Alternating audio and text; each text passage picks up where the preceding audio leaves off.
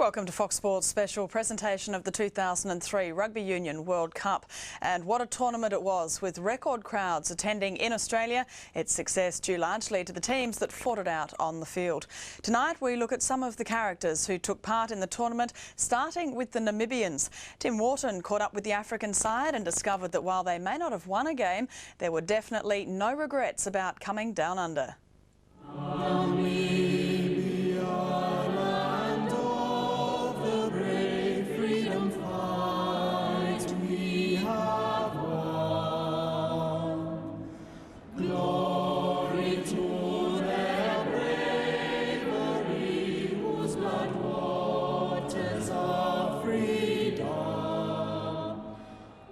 In the world of rugby union, the Namibians are the true definition of minnows.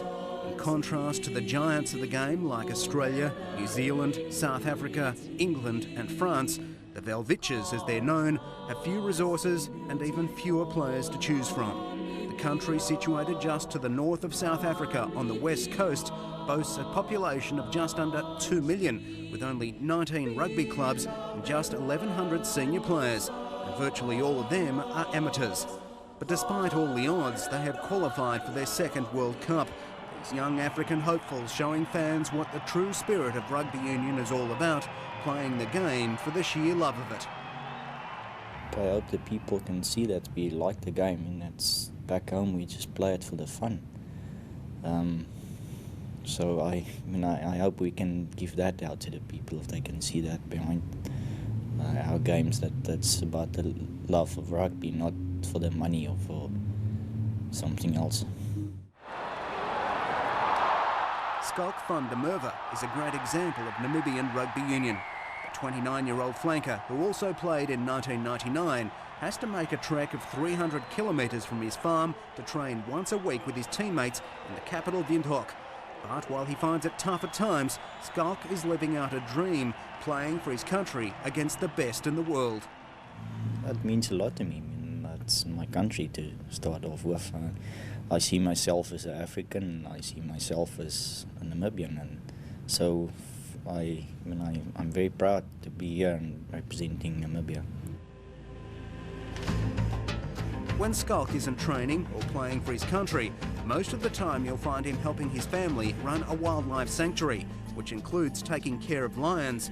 It's certainly an unusual occupation, and he admits on one occasion he found himself coming up very close and personal with a big cat as he tried to rescue his sister's favourite baboon, Smithy.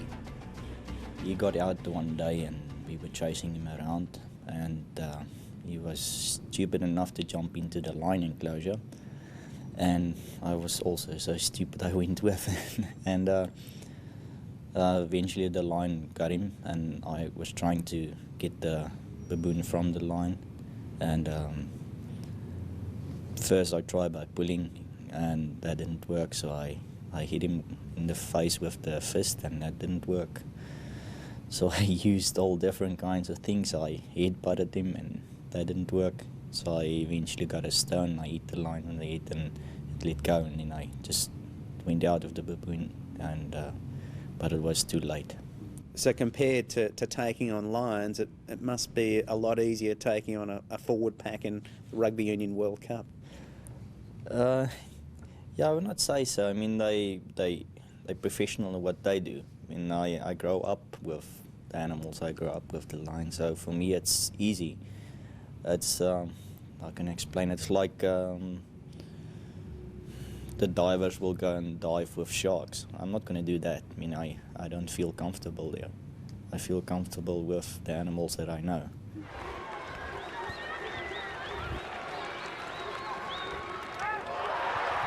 He's got his fifth. Rudi van Vuuren takes 5 wickets in the England innings with the final ball of that England innings. Rudi van Vuuren, Skalk's brother-in-law, is another remarkable character in the Namibian team. Less than a year ago, he was playing in the Cricket World Cup for his country. Now he's been selected in the African Nations Rugby Union World Cup squad. It's a unique achievement, but it has come at a cost. Van Vuuren is also a doctor, and the price of his sporting career means he has to find another medical practitioner to replace him while he tours. But there are definitely no regrets. you can't put the memories that I'll have one day into monetary terms. I'll never be able to say the price of playing in a Rugby and Cricket World Cup in the same year is this. That's, I mean, and I can't play rugby and cricket forever. I can be a doctor forever or conservationist forever, but not rugby and cricket forever. Former captain and inside centre, Corne Powell, is also a doctor who has to work for a living and train when he can. But while being an amateur has its drawbacks, there is little jealousy when he looks at teams like Australia. In fact, he welcomes the opportunity to take on the big names of world rugby.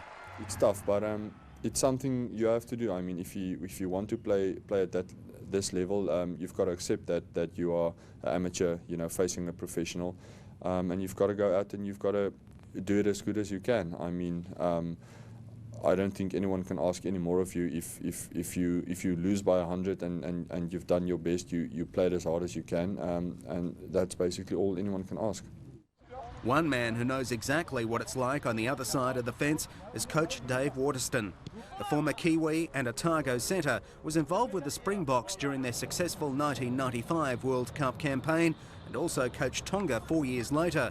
Now he's in charge of Namibia, and he admits it's quite a culture shock, particularly when you compare the South Africans to their neighbours. Well, it's going from champagne to flat beer, but the rewards are greater. I must tell you, a top team, you're only doing finesse coaching. A bottom team, you've got to coach your pants off.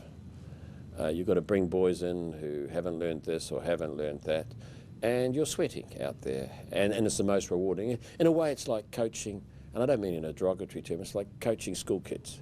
You're working your pants off and you're seeing the improvement in leaps and bounds.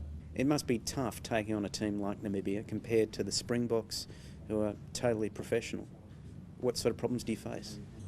You've got managerial, you've got guys coming to you with their problems. You're actually like the Mother Teresa of the team, and that's debilitating. It takes a lot out of you, and at the end of the day, you're only 20% coaching and you're 80% man management. With a bigger side like Australia, England, especially England, you've got so much of a comfort zone that at the end of the day, you're becoming very sort of esoteric in the way you're coaching, as opposed to here, you're coaching your pants off, you're getting back, you're dealing with problems. It's not a 9-to-5 job, it's a 24-hour job. Well, much to the relief of the Namibians, the referee has said, that's it. It's full time. Look at the scoreline. Argentina 67, Namibia 14. Full time in Gosford.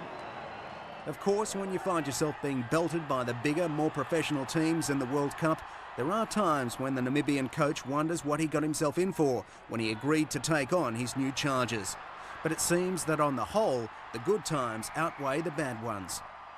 I looked at these guys, and sometimes you could cry because they can't give anymore. And you look at it and say, have I done them a disfavour getting to the World Cup? And then you look at them 2 days later saying, well, I know when the fly-off's going to move because he's dipping his shoulder, his hand moved. And you say, gee, that guy learnt a lot in 80 minutes. This is the thing that the World Cup is great for. It brings players on that hours of coaching could never do. It's certainly been an experience for the Namibians at the 2003 World Cup. While they may have been on the wrong end of the scoreboard, they'll never regret coming to Australia or forget the reaction they have received from fans down under. They know about rugby, and that's quite nice for us. I mean, we're not used to that. Back home, there's not so many people. I mean, like the Argentinian game the other day was for us something else to see so many people and so many people supporting us, and it was amazing. The Namibians will never forget us, and we will never forget them. They came to Australia to give their best and represent their country against the best. And regardless of the results, the Welwitschias will return home proud to have taken part in this tournament, the African minnows destined to be part of rugby union history. It's a tremendous privilege for me, you know, to be part of something this big, you know, you become part of rugby history if you can represent your country at something like the World Cup.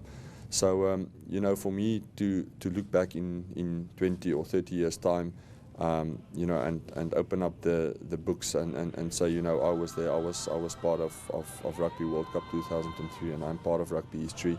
That's a privilege, and that's something you can carry with you for life.